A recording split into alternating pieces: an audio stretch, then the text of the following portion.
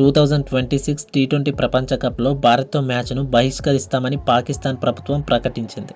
అయితే ఐసీసీ మాజీ అధ్యక్షుడు ఎహ్సాన్ మానీ దీనిపై స్పందిస్తూ ప్రభుత్వ ఆదేశాలను పాటించిన దేశాలపై కఠిన చర్యలు సరికాదని, గతంలో భారత్ కూడా ఇలాంటి నిర్ణయం తీసుకున్నప్పుడు చర్యలు తీసుకోలేదని గుర్తు చేశారు. ఎహ్సాన్ మానీ గతంలో పాకిస్తాన్ క్రికెట్ బోర్డు చైర్మన్గా కూడా పనిచేయడం విశేషం.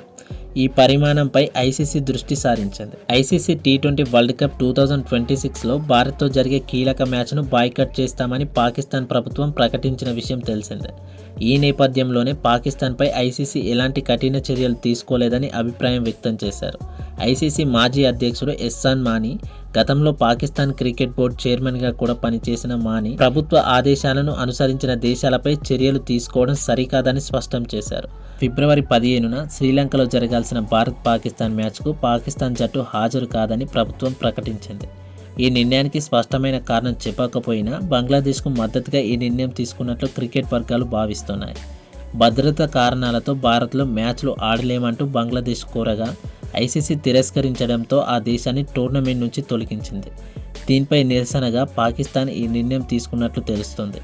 ఈ విషయంపై స్పందించిన ఎహ్సాన్ మానీ గతంలో భారత్ కూడా ప్రభుత్వ ఆదేశాల మేరకు పాకిస్తాన్కు వెళ్లకుండా 2025 ఛాంపియన్స్ ట్రోఫీలో న్యూట్రల్ వేదికగా మ్యాచ్లు ఆడిందని గుర్తు చేశారు. అప్పుడు భారత్పై ఎలాంటి చర్యలు తీసుకోలేదని, ఇప్పుడు పాకిస్తాన్పై చర్యలు తీసుకుంటే ద్వంద్వ ప్రమాణాలుగా మారుతుందని వ్యాఖ్యానించారు.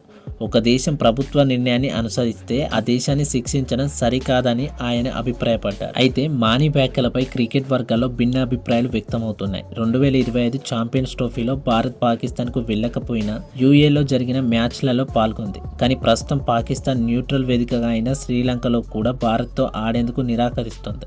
ఇది ఐసీసీ నిబంధనలకు విరుద్ధమని కొంతమంది నిపుణులు అభిప్రాయపడుతున్నారు. ఇప్పటికే ఐసీసీ ఈ అంశంపై సీరియస్గా దృష్టి పెట్టినట్లు సమాచారం. పాకిస్తాన్ నుంచి అధికారిక వివరణ కోసం ఎదురు చూస్తున్నట్లు తెలుస్తోంది.